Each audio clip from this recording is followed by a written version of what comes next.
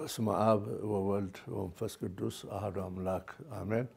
እኔም በእውነቱ በኢትዮጵያ ካቶሊካዊት ቤተክርስቲያን የርዕሰ ሊቃነ ጳጳሳትን ዕረፍትና እንዲሁም የአዲሱን ርዕሰ ሊቃነ ጳጳሳትን ምርጫ በተመለከተ የኢትዮጵያ ካቶሊካዊት ቤተክርስቲያን የኮሙኒኬሽን ዲፓርትመንት ኃላፊዎች ይህንን ቃለ ምልልስ ስላዘጋጃችሁ አመሰግናችኋለሁ እና እግዚአብሔር ይባርካችሁ እላለሁ።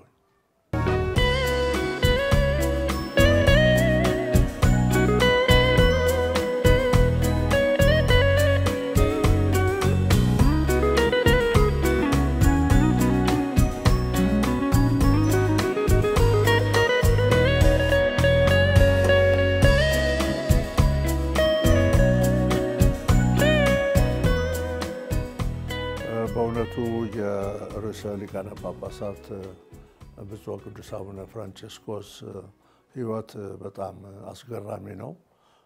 እግዚአብሔርም ደግሞ በመንፈስ ቅዱስ መሪነት ለመላው ካቶሊካውያን እረኛ አድርጎ ከመረጣቸው ጀምሮ እኚህ አባት ትሁት እንዲሁም ደግሞ ታማኝ አገልጋይ ሆነው ነው ያለፉትና ይሄንንም በሞታቸው አስመስክረዋል። ምክንያቱም የሞቱት እንደሚታወቀው በፋሲካ ማግስት ነው። እንዲያውም የፋሲካ ዕለት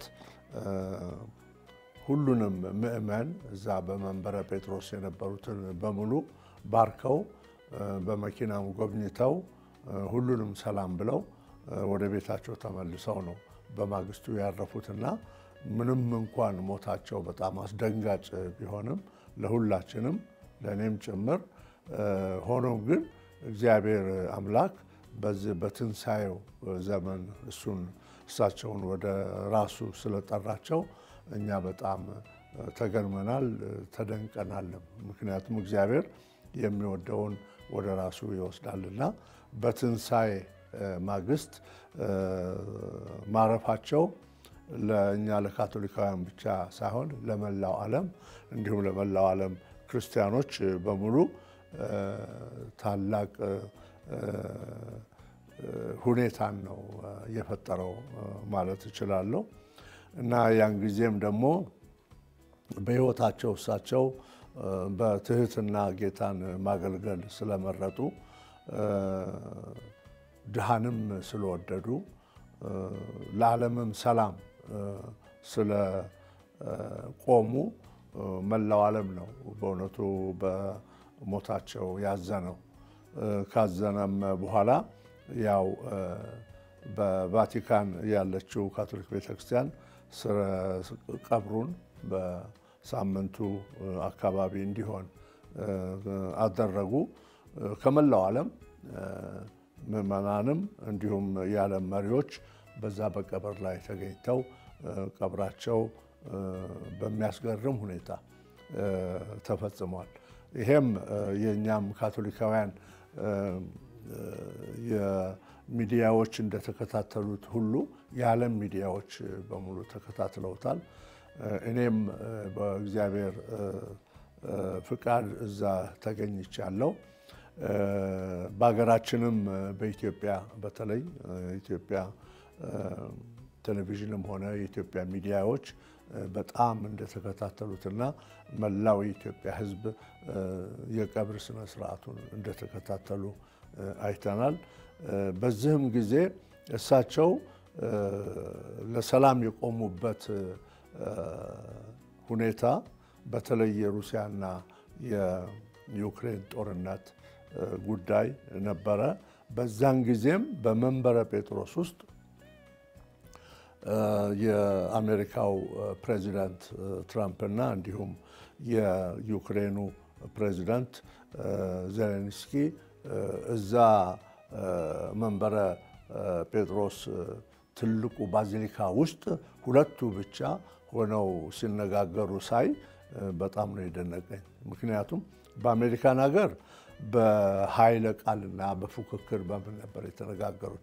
እዚህ ግን በእሳቸው ረፍት ላይ ተገናኝተው በሰላም መነጋገራቸውን ሳይ ርዕሰ ሊቃነ ጳጳሳት የለፉበት የጸለዩበት ይሄ የእልቂት ጦርነት እንዲቆም ከለፉበት አንዱ የዛ አገር ጦርነት ስለሆነ እንደ ታምር ነው እኔ ያየሁትና በዚህ ሁኔታ ነው እንግዲህ ቀብራቸው የተፈጸመው።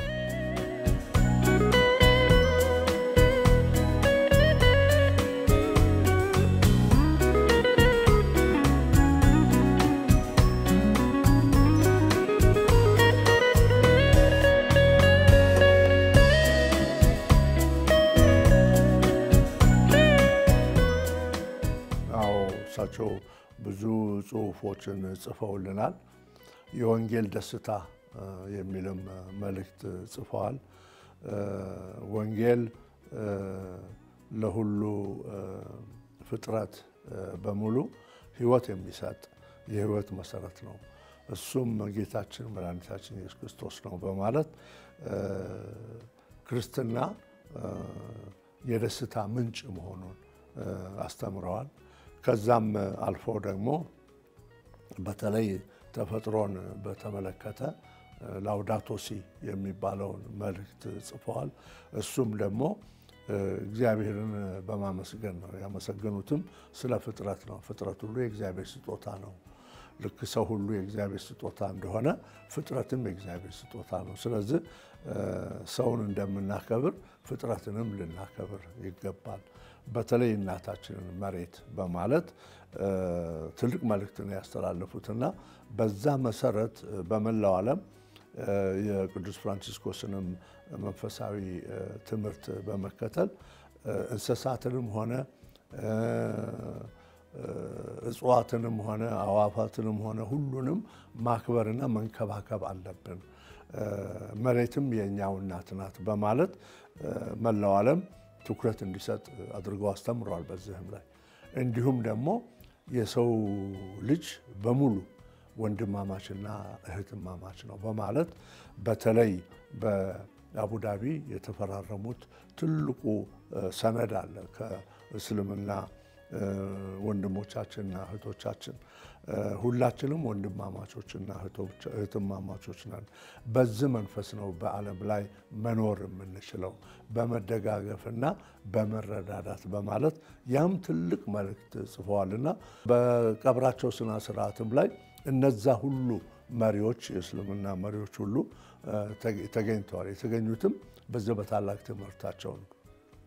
ለኛም ደግሞ ለካቶሊካውያን ለምእመናንም ሆነ ለካህናት፣ ለደናግል፣ ለጳጳሳት፣ ለካርዲናሎች ሁሉ ያስተማሩት ትምህርት ምንድነው?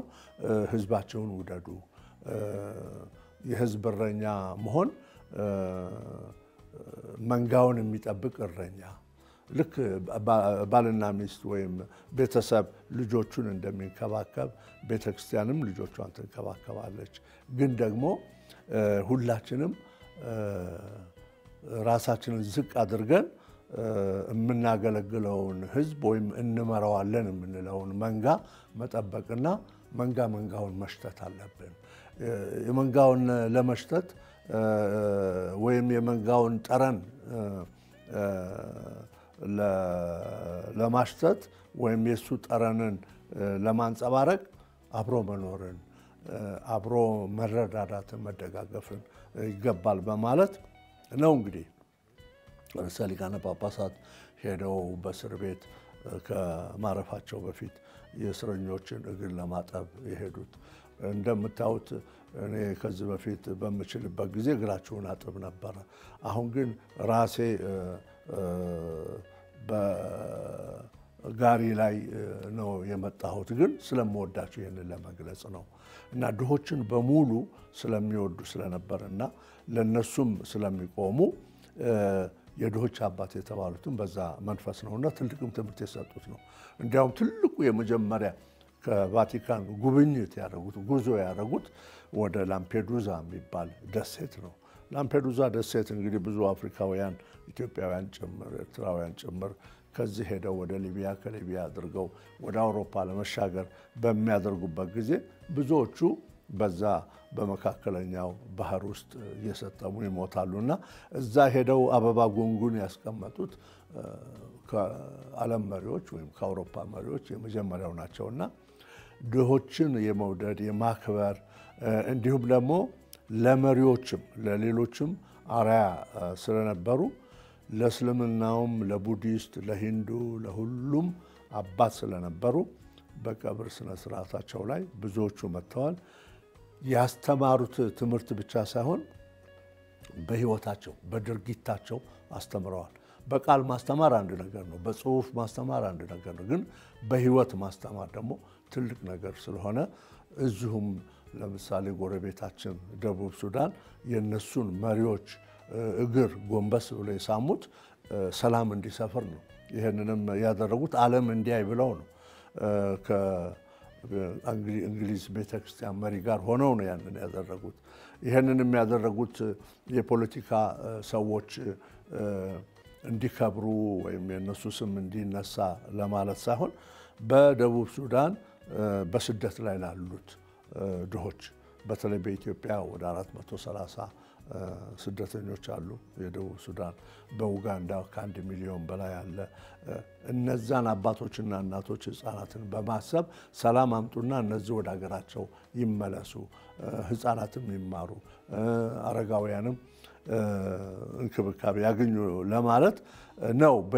ከጽሁፋቸው በላይ በህይወታቸው ያስተማሩት ማለት ይችላል።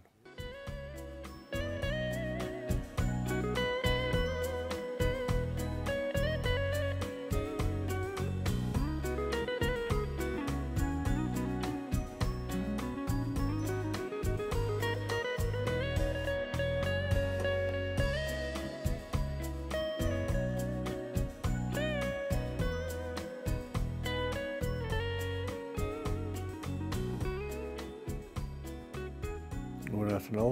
እንግዲህ እሳቸው ከተቀበሩ በኋላ ለ9 ቀናት የጸሎት የጾም ጊዜ ነበረን። በዛ ላይ የዓለም ካርዲናሎች በሙሉ እዛ ተገኝተዋል። በነዚህ በ9 ቀናት ጸሎት ውስጥ የእሳቸውን ትምህርትም ህይወትም መረዳትና መጸለይ አብሮ መምከርም ላይ ጊዜ ነበረን። ምንድነው እሳቸው የመሯት ቤተክርስቲያን እንዴት ነበረ? ምክንያቱም 266ኛ ርዕሰ ሊቃነ ጳጳሳት ሆነው ነው እሳቸው የመሩትና የእሳቸው ትምህርት የእሳቸውስ ምንድነው አስተምህሮ እሳቸው ያደረጉትስ ስራ ምን ነበር በሚለው ላይ ስንወያይ ነበሩ የዓለም ካርዲናሎች በሙሉ። እሱንም የካርዲናሎች መሪ የሆኑት ካርዲናል ሬይ የሚባሉት ነበር የሚመሩን። እሳቸው ራሳቸው ወደ 92-93 ዕድሜ ያላቸው ካርዲናል ናቸው። እሳቸው ይመሩን ነበር። በዛ ጸሎትም ጾምም እያደረግን 9 ቀን ቆየን። ከዛ በኋላ እንግዲህ ይሄንን ከጨረሰን በኋላ ከ80 ዓመት በታች የሆኑት ካርዲናሎች ተለይተው ወደ 133-135 እንሆን ነበረ። እነሱ ለብቻ ቅድስት ማርታ የሚባል ማደሪያ ቦታ አለ። እዛ ሆነው ዝግጅት አደረጉ። ከዛም በፊት ያው የቫቲካን መንግስት ሰራተኞች፣ የጸጥታ ሰዎች እንዲሁም የቴክኒክ ሰዎች እንደናንተ ያሉት ሁሉ ሁኔታውን ያመቻቹ ነበረ። ምክንያቱም ይህ ወደ ምርጫ ሲገባ እሱ ምርጫው የሚደረገው ከ80 ዓመት በታች የሆኑ ካርዲናሎች ናቸው። እነሱም ሱባኤ አድርገው ጸሎት አድርገው ቃለ መሐላ አድርገው ነው የሚገቡት ወደዛ ወደ ኮንክሌቭ የሚባለው ወይም ወደ ሲስታይን ቻፔል የሚባለው ነው። ወደዛ የምንሄደውና ጸሎት አድርገን ሱባኤ አድርገን በኋላ ለጊዜው ከነበርንበት ከቅድስት ማርታ እንድንወጣ ተደርጎ ያ ቤቱ በሙሉ መስኮቶቹም ታሽገው እንዲሁም ደግሞ ይሄ ዘመናዊ መገናኛዎች በሙሉ ተነስተው የኛም ሞባይልም ሆነ ላፕቶፕ ምን ሁሉ እነሱ ሁሉ ወደ ሌላ ቦታ ተወስደው እኛና እግዚአብሔር እና እርስ በራሳችን ብቻ ተገናኝተን ወደ ምርጫው ከመግባታችን በፊት ትልቅ ቅዳሴ ተደረገ በመንበረ ጴጥሮስ። ከዛም በኋላ በምሽቱ ላይ ወደ ሲስታይን ቻፔል የሚባለው ወደዛ ወደ ቤተ ጸሎቱ ገብተን የመጀመሪያውን የምርጫ ሁኔታ ማካሄድ ጀመርን ማለት ነው።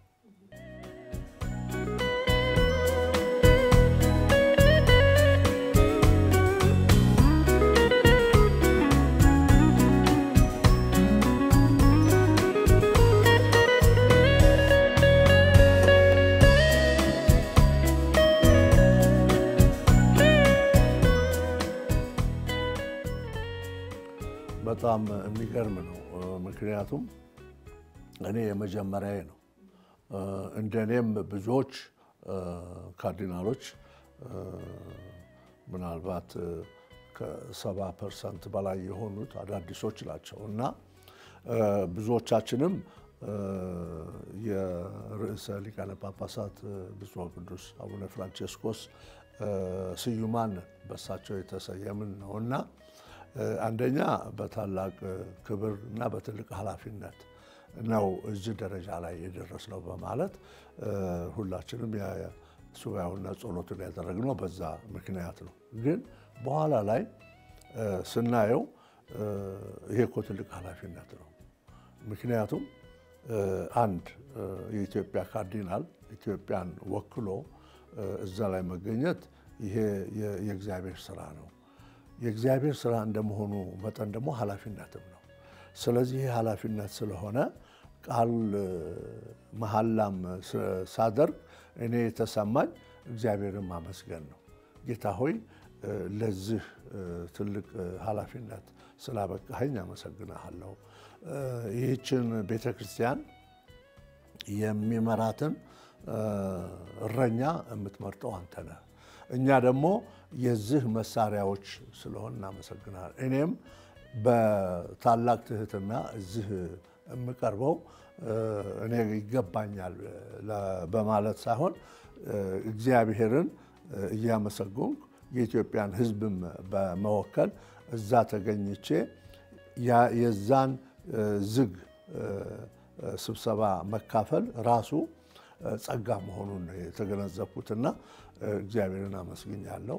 እኔም በታላቅ ትህትናና በታላቅ ራስን ዝቅ በማድረግ ሁኔታ ነው የተከታተልኩት ማለት ይችላል።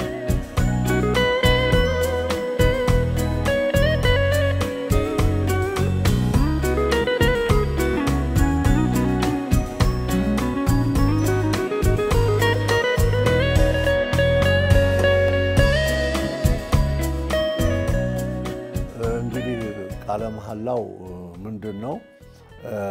ሁሉም ያንን ምርጫ ማድረጉ በፊት የገባው ቃል ዋናው ቃሉ በላቲን ነው የተጻፈው። እንግዲህ እንደሚታወቀው የቫቲካን ብሔራዊ ቋንቋ እንበለው ወይም የሥራ ቋንቋ ላቲን ነው እና በላቲን ቋንቋ ነው የተጻፈውና ያንን ሁላችንም ነው የምናነበው እና በዚህ ምርጫ ላይ እግዚአብሔር እዚህ አድርሶኝ ይሄንን ምርጫ በማካሄድበት ጊዜ እግዚአብሔር ሆይ ይርዳኝ፣ ደግፈኝ። ይሄንንም ደግሞ አሁን እጄን በምጭንባቸው ወንጌሎች ቃል እገባለሁ በማለት ነበር እንግዲህ ቃል የገባ ነው እና ሁሉም ይሄንን ያደርጋል። በወንጌል ምሎ ነው። ምክንያቱም ይሄ እግዚአብሔር የፈቀደው እረኛ ነው እንጂ የሚሆነው ሰው የፈቀደው አይደለም። ስለዚህ መንፈስ ቅዱስ ነው ይሄንን የሚመራው። ይሄንንም መሐላ በምናደርግበት ጊዜ እዛ ሲስታይን ቻፐል የሚባልበት ቤተ ጸሎት ውስጥ ሚካኤል አንጀሎ የተባለው በጣም የታወቀው እዛ ቫቲካንን በሙሉ ስዕል የሰራው እንዲሁም የቅዱስ ጴጥሮስን ዶም እንትን ሁሉ የፕላን ያደረገውና የሰራው ሰዓሊ ስዕል አለ እዛ እና እሱ ደግሞ የመጨረሻው ዓለም ፍርድ ነው። ግማሹ ነፍስ ወደ መንግስተ ሰማይ ሲገባ ያሳያል፣ ሌላው ደግሞ ወደ ገሃነም እሳት ሲገባ ያሳያል። ስለዚህ ያንን መሐላ ስናደርገው ይበልጥ የሚታየው ይሄ ወደ ገሃነም እሳት የሚወርዱት ነፍሳት ስዕል ነው የሚታየው እና እሱ ደግሞ ያስፈራል በአንድ በኩል ምክንያቱም የእግዚአብሔር የዓለም መጨረሻ ውሳኔም አለ። ስለዚህ ያንን መሐላ በምናደርግበት ጊዜ በዛም መንፈስ ጭምር ነው መሐላ ያደረገው።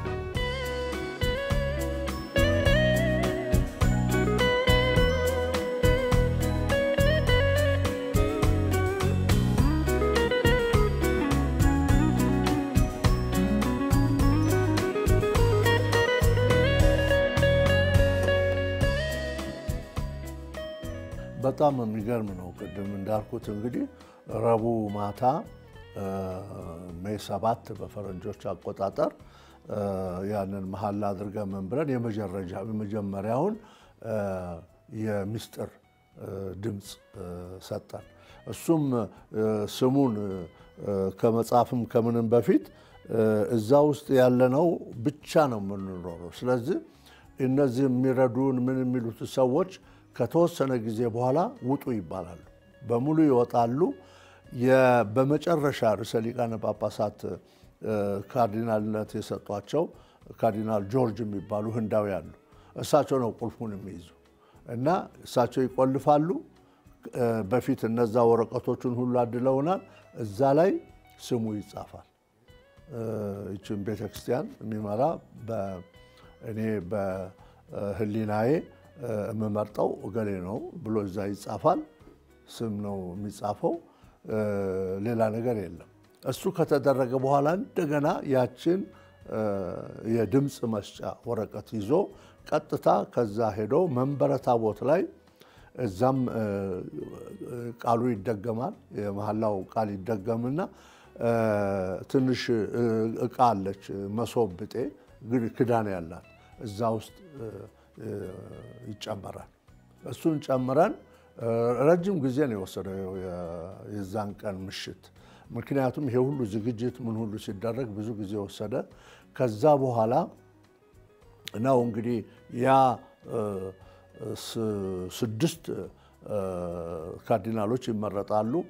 ድምፁን ቁጥር የሚሰበስቡ የእያንዳንዱን ቁጥር የሚጠሩ 133 ይሁን እንደዚህ በዛን ጊዜ የነበረውን ቁጥር ልክ መሆኑን እዛ የነበሩትን ካርዲናሎች ቁጥር መሆኑን የሚያመሳክሩ አሉ። ሌላው ደግሞ ስሙን የሚያነቡ አሉ። ይሄንን ሲያደርጉ ደግሞ ስም የሚመዘግብ አለ። ሌላው ደግሞ የሚያዳምጥ አለ። ሁሉም የሚሉት ትክክል ነው ወይ ብሎ የሚያዳምጥ ከ6ቱ ካርዲናሎች ለብቻቸው ሆነው እዛ እሱን የሚከታተሉ አሉ። አንዱ ደግሞ እነዛ ድምፅ የተሰጠባቸውን ወረቀቶች የሚሰፋ አለ። በመርፌ ቀዳዳ እያደረገ ይሰፋል። 1 2 እየቆጠረ እሱ በኋላ ላይ እነሱ ናቸው የሚቃጠሉት። ሲቃጠሉ በአንደኛው ወገን ሲቃጠል ጥቁር ነው የሚወጣው ጭሱ ማለት ድምፅ አልተገኘም ማለት ነው። ስለዚህ በዛን ቀን የመጀመሪያው ዕለት ያ ሁሉ ሲቃጠል ጥቁር ጭስ ነው የወጣው። ህዝቡም ሲጠብቅ እስከ 3 ተኩል ነው 4 እንደዚህ ደርሶ ነበርና ጥቁር ነበር። በቃ ወደ የቤቱ ሄደ ቤቱ ህዝቡ ሁሉ። በነገታው እንደገና ድምፅ መስጠት ተጀመረ። ጠዋት ላይ አንድ ድምፅ፣ ረፋድ ላይ አንድ ድምፅ እና ከሰዓት በኋላ ደግሞ አንድ ድምፅ እና በዛን ጊዜ ሙሉ ድምፅ በላይ እንግዲህ 2/3 ድምፅ ማግኘት ይኖራል እና 2/3 በላይ አገኙ። በዛን ጊዜ በቃ በጣም ደስ ነው ያለ። አጨበጨብን። እኛኛው የተመረጡት ወደ አንድ ክፍል አለ ከጀርባ ከቤተ ጸሎቱ ጀርባ የለቅሶ ቦታ ይባላል። የለቅሶ ክፍል ይባላል። እና ይሄ ድንገት የተሰጠ ኃላፊነት ሰው ላይ ሲጫን ትልቅ ስሜት ይሰማል በሰው ላይ እና ጊዜ ይሰጣል። እዛ ያለቅሳሉ። ልብሳቸውን የሚለካ ምን የሚል ሁሉ ይመጣል። እሱን ለክተው እንግዲህ ነጭ ልብስ ቀሚስ ለብሰው የርዕሰ ሊቃነ ጳጳሳት ልብስ ለብሰው እስከሚወጡ እኛ ጠብቀናል እዛ።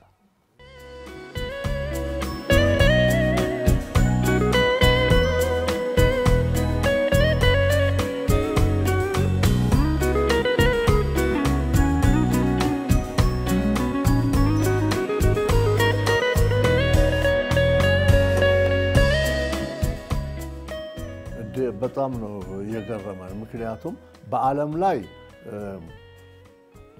የሚነገረው ብዙ ድምጽ ነበር። ገሌ ገሌ ገሌ ገሌ ሊሆን ይችላል ተብሎ ብዙ ስሜቶችም እንዲሁም ደግሞ ገሌ ይሆናል ብሎ ሐሳቦች ነበሩ። ግን ይሄ ከዛ ውጪ ነው እና ከዛ ውጪ ነው እና የመንፈስ ቅዱስ ሥራ መሆኑንም ሁሉም ካርዲናሎች የተሰማቸው። እኛ ብቻ አይደለንም። እዛም እንትን ላይ ሲወጡ ህዝቡም ሲጠብቃቸው ነጭ ጭስ ነው እንግዲህ መጨረሻ ላይ ይወጣ። ያንን የሮም ህዝብ ሰምቶ ተደዋውሎ ድሮ ገና ፒያሳው ሞልቷል በሰው እና እሳቸው ሲወጡ ያው እንደ ርዕሰ ሊቃነ ጳጳሳት የሚለብሱትን ልብስ ይሄ ቀይ ልብስና ቀይ ስቶላ አድርገው መስቀል አድርገው ነው የወጡት። በጣም ተሰምቷቸው ነበርና እኛም አብረን ወጣንና እሳቸው በዋናው ቦታ ሲሆኑ እኛም በጎን ሆነን ህዝቡን እናይ ነበር። ትልቅ ደስታ ነበረ ህዝቡ እና ለህዝቡ ደግሞ የሰጡትም መልእክት ትልቅ መልእክት ነበር። ሰላም ለእናንተ ይሁን ነው ያሉት። ልክ ጌታችን ኢየሱስ ክርስቶስ በዘመነ ፋሲካ ሐዋርያቱ በር ዘግተው መስኮት ዘግተው በመሃላቸው ሲገባ ሰላም ለእናንተ ይሁን ብሎ እንደተናገረው እሳቸውም ሰላም ለእናንተ ይሁን አሉ በጣሊያንኛ። ህዝቡ በጣም ነው ደስ ያለው። ምክንያቱም እኚህ ርዕሰ ሊቃነ ጳጳስ ዝም ብሎ የቢሮ ሰው አልነበሩ። አንድ 20 ዓመት ሚስዮናዊ ሆነው አገልግለዋል በደቡብ አሜሪካ። አቡነ ፍራንቼስኮስ እሳቸውም ደግሞ የጳጳሳት የበላይ መስሪያ ቤት መሪ አድርገዋቸዋል። ስለዚህ ብዙ ያዩ ብዙ የሰሩ ናቸው። ብዙ ቋንቋ የሚችሉ ናቸው እና ደግሞ የቅዱስ አጎስጢኖስ መንፈስን የሚከተሉ ናቸው እና በዛ ላይ ደግሞ ትህትናም አላቸው። ብዙ ቢማሩም እንዲሁም ደግሞ ልታይ የሚሉ ሰው አይደሉም። ራሳቸው የአሜሪካ ጳጳሳትና ካርዲናሎች እንኳን ብዙም አያውቋቸውም ነበር እና እነሱ ራሳቸው ተገርመዋል። ሌላ ነበር የሚጠበቀው እና ከአሜሪካ መልካም ነገር ይመጣል ወይ ወያውም ከቺካጎ ተብሎ ያወሩ ነበር እነሱ እና ግን በኋላ ተገረመ። ዓለም ነው የተደነቀው እና እሳቸውም የርዕሰ ሊቃነ ጳጳሳት ብፁዕ ቅዱስ ፍራንቼስኮስን ፈለግ በመከተል ትህትና ይዘው በትህትና ይችን ቤተክርስቲያን ለመምራት በኃላፊነት ሲጠየቁ ይጠየቃሉ። ይቀበላሉ ወይስ አይቀበሉም ይባላል። ተቀበላሉ አሉ። ስሙን ማን ይለው? ሌዮ ብዙ ናቸው። ሌዮ የተባሉ ርዕሰ ሊቃነ ጳጳሳት ከዚህ በፊት 13 አሉ። እሳቸው 14ኛ ነው የሆኑት እና ትልቅ ነው። በፊት ጊዜ የነበሩት ሌዮ 13ኛ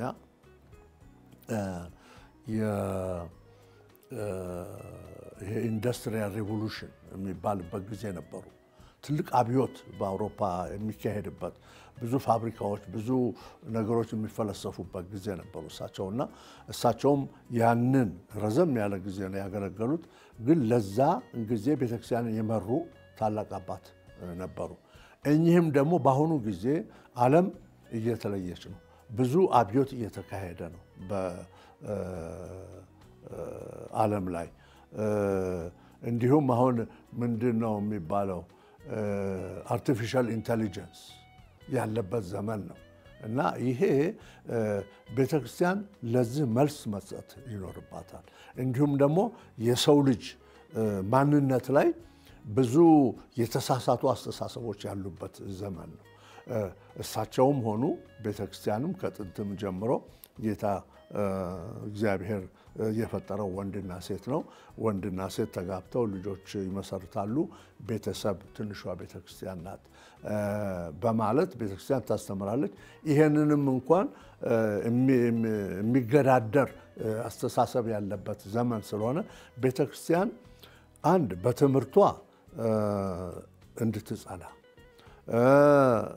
በሃይማኖቷ እንድትጸና በዓለም ላይ ደግሞ ያመራር ኃላፊነቷን ይዛ እንድትቀጥል ምክንያቱም ዓለም በሙሉ ያተኮረው በካቶሊክ ቤተክርስቲያን ላይ ይህች ቤተክርስቲያን ጥንታዊት ናት ጥንታዊት ብቻ ሳትሆን ደግሞ የራሷ ህግና የራሷ ስርዓት ያላት ነው በዚህም ላይ ዓለም በተደበላለቀ ሁኔታ ባለበት ጊዜ አመራር የምትሰጠንና የሞራል ድምጽ የሰላም ድምጽ የፍቅር የአንድነት ድምጽ መሆን የምትችል ቤተክርስቲያን ይችናት በማለት ነው የሚያተኩረውና እሳቸውም ከጥንት ጀምሮ በተለይ በሶስተኛ ዓለም በምንለው አካባቢ ላይ ባለው የድሆች መጨቆንም ሆነ የድሆች መገላታት ሁሉ ያዩ ናቸውና ቤተክርስቲያናችን ጌታ በሰጣት ወንጌል ላይ ተመስርታ ማገልገል አለባት መምራት አለባት ይሄንንም ለማድረግ ነው እሳቸውም ልክ እንደ ርዕሰ ሊቃነ ጳጳሳት ሰላም ለሁላችሁ ይሁን ካሉ በኋላ ለሁሉም በሉ ለኔም ጸልዩልኝ ካርዲናሎች ይሄንን ኃላፊነት ሰጥተውኛል እኔ ተጠበቅኩት አይደለም ይሄ መስቀል ነው ይሄንን መስቀል ጌታችን ኢየሱስ ክርስቶስ እንደተሸከመው እኔም እንድሸከመው ጸልዩልኝ ብለው በአደባባይ ህዝቡን ሰላም ያሉት በዛ መንፈስ ነው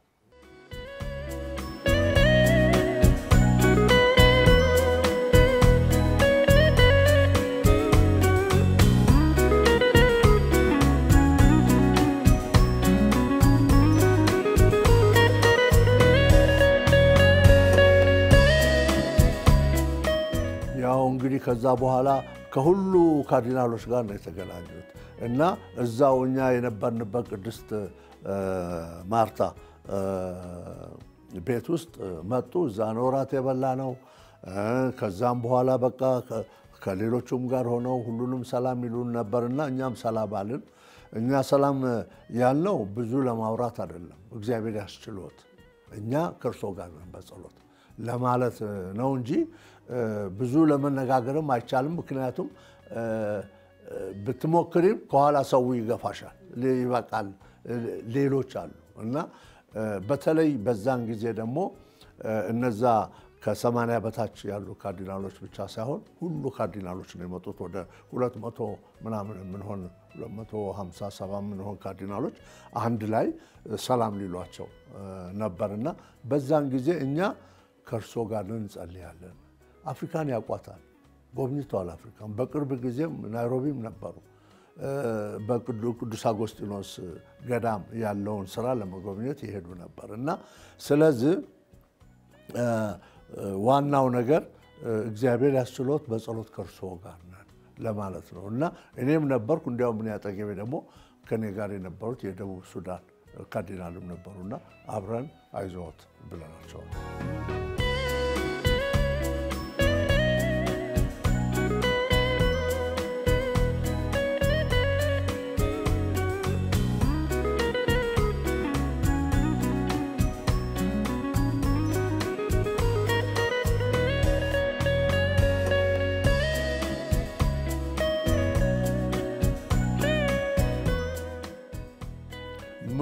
ነው የሚጋብዛቸው። አሁን በአሁኑ ጊዜ ሁሉም ይጋብዛቸዋል እና እርግጥ ነው የርዕሰ ሊቃነ ጳጳሳት አቡነ ፍራንቺስኮስን ፈለግ ከተከተሉ ብዙ ቦታ ይጎበኛሉ ብዬ እገምታለሁ። ግን የሚጎበኙትም በተለይ ይሄ ሰላምና የሰላም የፍትህ ሁኔታዎች በጎደሉበት አካባቢ ይሄዳሉ ብዬ እገምታለሁ። ምክንያቱም ጋዛን ጠቅሰዋል ብዙ ጊዜ። በጣም የሚያሳዝን ሁኔታ ነው። የፍልስጤም ህዝብ ጦርነት ላይ ነው ያለው። ብዙ ህዝብ እያለቀ ነው። በደቡብ ሱዳን፣ በሱዳን እንዲሁም በዩክሬን፣ በሚያንማር ብዙ ቦታ ይታወቃልና ብዙ ቦታ ይሄዳሉ ብዬ እገምታለሁ። ግን ብዙ በጣም የተደሰተው ህዝብ የፔሩ ህዝብ ነው። ፔሩ በጣም እዛ መጥተው ከየት እንደመጡ እንጂ የአሜሪካ ባንዲራ እንኳን በስንት በመከራ ነው የተገኘው። ምክንያቱም አላወቀም ህዝቡ እና ስለዚህ ፔሩም ይጎበኛሉ ብዬ ተስፋ አደርጋለሁ። እንዲሁም ርዕሰ ሊቃነ ጳጳሳት መሄድ ፈልገው ያልሄዱበት ቦታ አለ። ለምሳሌ ትላልቅ ሀገር እንደ ሩሲያ፣ እንደ ቻይና፣ እንደ ህንድ ያሉ ትላልቅ ሀገሮች አሉ። እዛም ለመሄድ እቅድ ይኖራቸዋል። አፍሪካ ግን ትልቁ ነው፣ ደግሞ ርቁ አይደለም ከቫቲካን እና እሱን ይጎበኛሉ ብዬ ተስፋ አደርጋለሁ። ያለፈው እሁድ ነበረ የመጀመሪያ ቅዳሴያቸው በቅዱስ ጴጥሮስ አደባባይ። እዛ ላይ እኔ ልገኝ አልቻልኩም፣ ወደዚህ መጥቻለሁ። ግን እዛ የነበሩት እንደ አቡነ ተስፋ ስላሴ ከአዲግራት እንዲሁም አቡነ ሉቃስ ከእንድብር፣ አቡነ ጌታሁን ደግሞ ከለቀምት እነሱ ወክለውን ነበር እዛ። ሌሎቹ ሊገኙ አልቻሉም። ግን ከዛ በፊት እኛ ቅድም አንቺ እንዳስታወሽው በኢዮቤልዩ ዓመት የምስራቅ አብያተ ክርስቲያናት በሙሉ ተሰባስበን በመንበረ ጴጥሮስ ቅዳሴ አድርገናል። በቅዳሴውም ላይ እኛ ኢትዮጵያና ኤርትራ አንድ ላይ ቀድሰናል። ብፁዕ አቡነ መንግስተ አብና እኔ እንዲሁም በዛን ጊዜ የተገኙት ብፁዕ አቡነ ልሳነ ክርስቶስና አቡነ ሉቃስ ሆነን ቀድሰናል። እግዚአብሔርን አመስግነናል። የኤርትራውያን ካቶሊካውያን እና የኢትዮጵያ ካቶሊካውያን እንዲሁም የኢትዮጵያ ኮሌጅ ካህናት አንድ ላይ ሆነን እዛ በቅዱስ ዮሐንስ አፈወርቅ ቤተ ጸሎት አለች ትንሽ እዛ በመንበረ ጴጥሮስ ውስጥ እዛ ነው ቅዳሴ ያደረግነው። ከዛም በኋላ ሁላችንም ደግሞ ሄደን እሳቸውን ሰላም ብለናል በግል እና ይሄ ትልቅ ነገር ነው። በትልቁ ቅዱስ ጳውሎስ ስድስተኛ አዳራሽ የሚባል ትልቅ ውስጥ ወደ 5000 የምንሆን የምስራቅ አብያተ ክርስቲያናት ምእመናን ከቢዛንታይን ይሁን ከሶሪያ ይሁን ከግብፅ ይሁን ከህንድ ይሁን ከኢትዮጵያ ከሁሉም ቦታ የተሰባሰብን እዛ ከእሳቸው ጋር ኦዲየንስ ተደርጓል፣ ግንኙነት ተደርጓል። ጥሩ ንግግር ነው ያደረጉልን ለሁላችን። እናንተ እግዚአብሔር የሚወዳችሁ የቤተክርስቲያን አካል ናችሁ። እናንተ የራሳችሁ ትውፊት አላችሁ፣ የራሳችሁ መንፈሳዊነት አላችሁ፣ የራሳችሁ ነገረ መለኮት አላችሁ፣ የራሳችሁ ጥበብ አላችሁ። ያንን ይዛችሁ ቀጥሉ። ሀብታችሁ ነው፣ የቤተክርስቲያንም ሀብት ነው፣ የሁላችን ሀብት ነው በማለት አደራ ጭምር ነው እሳቸው በዛ በስብሰባው ላይ ያሉንና ሁሉንም ደግሞ በእውነቱ ኃላፊዎች የሆኑትን ጳጳሳትን እንዲሁም ደግሞ ፓትርያርኮችን ሁሉ ሰላም ብለው ፎቶ ተነስተናል። ፎቶ ግን አልደረሰኝም።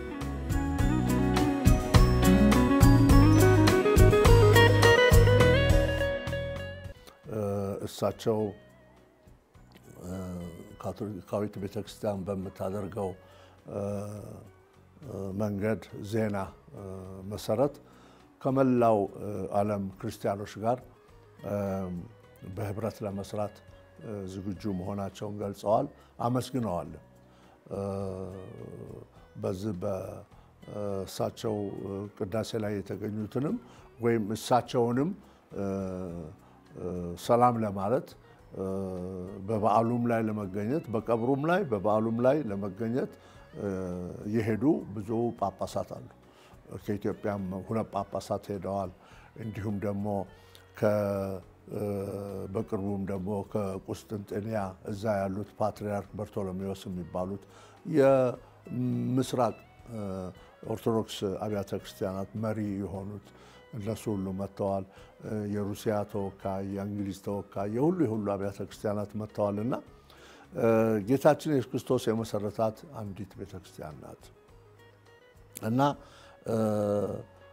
እኛም አንድ እንድንሆን እሱም እየጸለየ ነው እኛም በአንድነት ላይ ልንሰራ ይገባል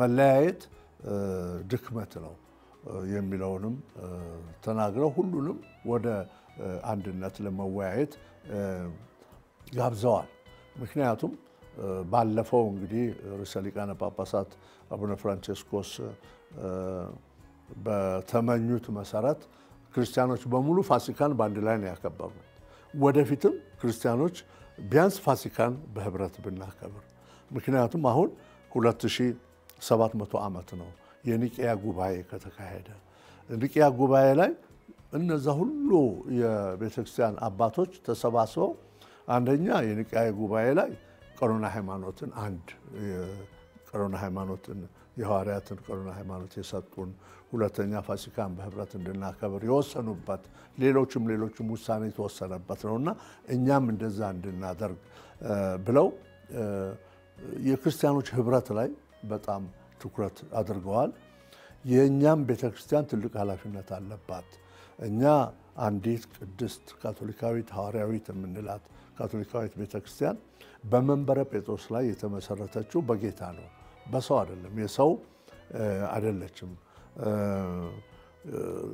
እንዲያውም እኚህ ርዕሰ ሊቃነ ጳጳሳት የቅዱስ ጴጥሮስ ተከታይ ነው የሚባሉት እና 267ኛ ተከታይ ናቸው ስለዚህ አንተ ጴጥሮስ ነህ በዚህች ጴጥሮስ አለት ላይም ቤተክርስቲያንን መሰረታለሁ የገሃነም ደጆች እንኳን ሊያፈርሷት አይችሉም ማንም ኃይል ሊቋቋማት አይችልም ምክንያቱም መስራቹ አንዱ ጌታችን መድኃኒታችን ኢየሱስ ክርስቶስ ስለሆነ የሰው አይደለችም በማለት አስተምረዋል የክርስቲያኖች ህብረት እንዳለም እንዲሁም ደግሞ የሃይማኖቶች ህብረት ወይም ውይይት እንዲቀጥል አደራ ብለዋል በዛም እንደሚያደርጉ አምናለሁ በዚህም እንዳየሁት እስካሁን ድረስ እንዳየሁት እግዚአብሔር ወደፊት እንግዲህ እንዲጠብቃቸው ሁላችን ጸሎት እናደርጋለን እንዲመራቸው እስካሁን ባለው ላይ ሁሉንም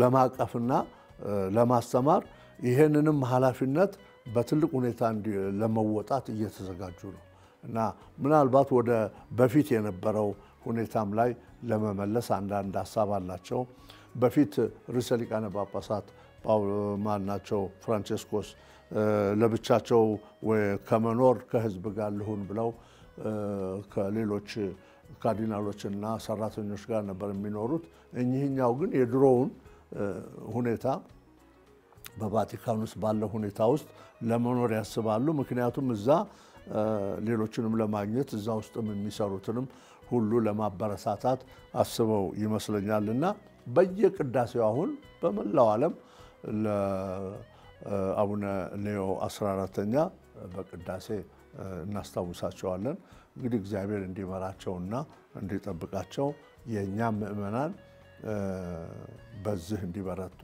የኛም ሰበካዎች በዚህ ጠንክረው ለሳቸው እንዲጸልዩ እናንተም በሚዲያ ላይ ያላችሁ ይሄንን ኃላፊነት እንድትወጡ አደራላችኋለሁ መቼም እንደምታውቁት የቫቲካን ሬዲዮም ሆነ የቫቲካን ኒውስ ተወጥሮ ነበር የከረመው ግን አሁንም የበለጠ ያገለግላል እናንተም የዛ ቅርንጫፍ ስለሆናችሁ በዛ መንፈስ እንድትቀጥሉ አደራላችኋለሁ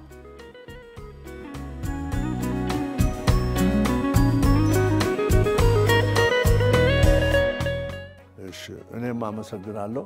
እንግዲህ እግዚአብሔር ርዕሰ ሊቃነ ጳጳሳት ሌዮ 14ኛን ይጠብቅልን።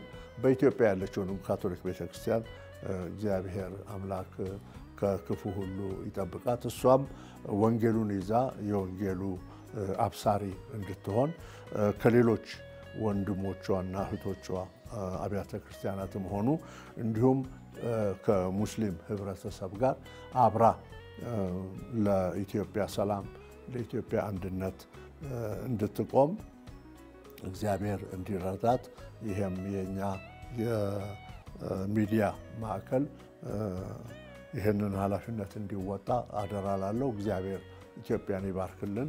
በስመ አብ ወወልድ ወመንፈስ ቅዱስ አሐዱ አምላክ አሜን።